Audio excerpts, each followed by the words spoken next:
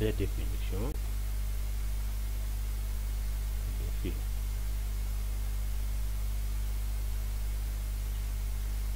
de la méthode abstraite.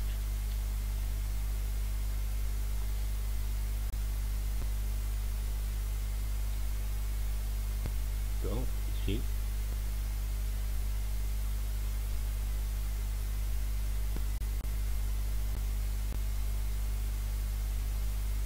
pour redéfinir, on peut mettre par exemple comme bloc d'instruction, on peut y mettre aussi des variables locales, mais ici mettons 3 fois 5, bien 30 multiplié par 5,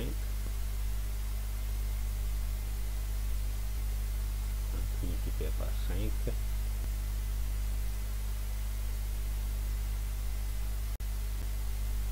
et voilà, return 30 fois 5. Donc ici on a notre méthode redéfinie, notre méthode abstraite, et ici on ne voit pas avec les méthodes non implémentées, on n'implémente pas une méthode normale. Donc ici la méthode normale reste là dans la classe abstraite.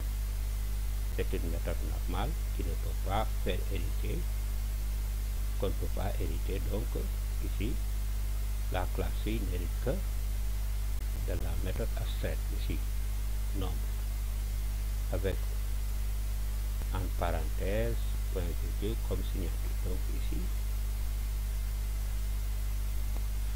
maintenant pour exécuter, on va instancier la classe, instantiation, on va instancier notre classe. On a dit tout à l'heure, on a économisé pour ne pas créer une autre classe. Il faut créer la méthode main à l'intérieur de la classe vie, et ici instantiation,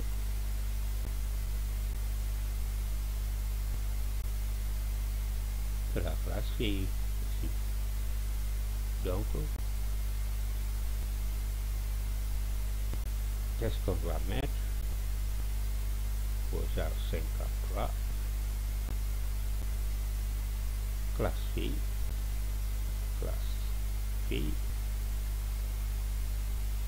est égal à nul, Posar 53 point virgule, et il s'agit que on va appeler d'abord la méthode abstraite, appelle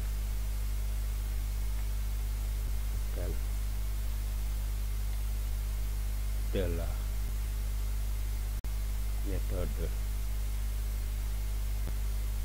abstraite redéfinie,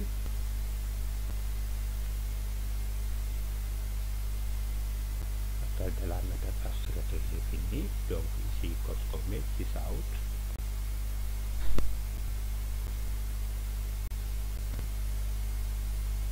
donc sysout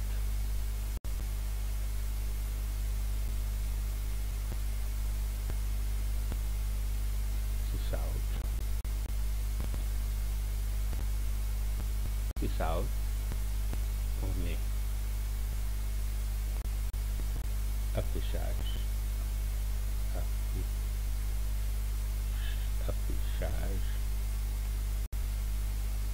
méthode abstraite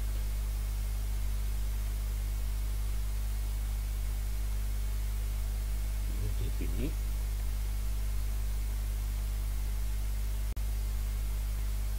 qui est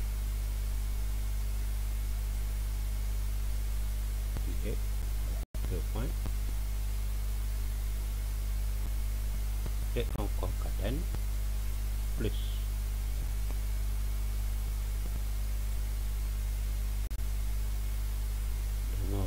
d'instance, classe fille, point,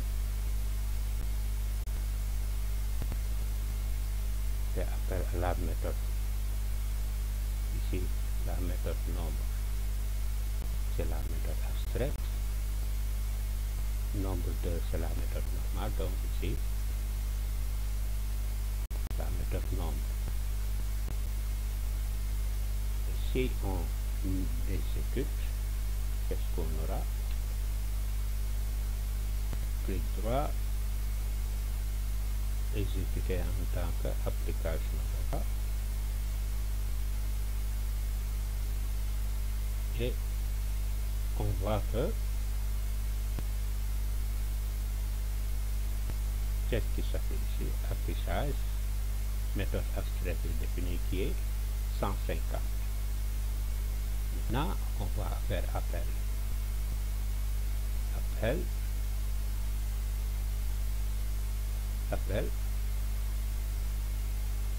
à la méthode normale.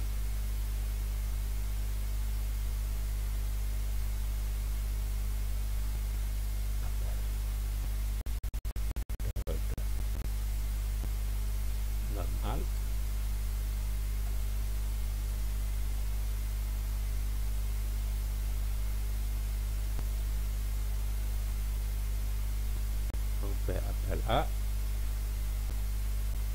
la méthode normale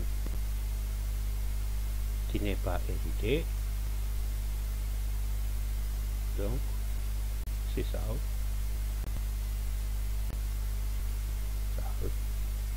notre chaîne affichage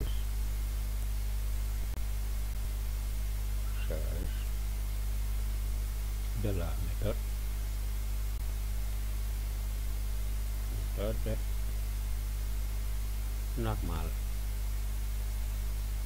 normale qui est deux points, on concatène plus appel le nom d'instance classe fille point nombre 2 qui est la méthode normale qui n'est pas éditée, donc qui n'a pas été implémentée. Donc ici voilà notre méthode normale. Maintenant on va afficher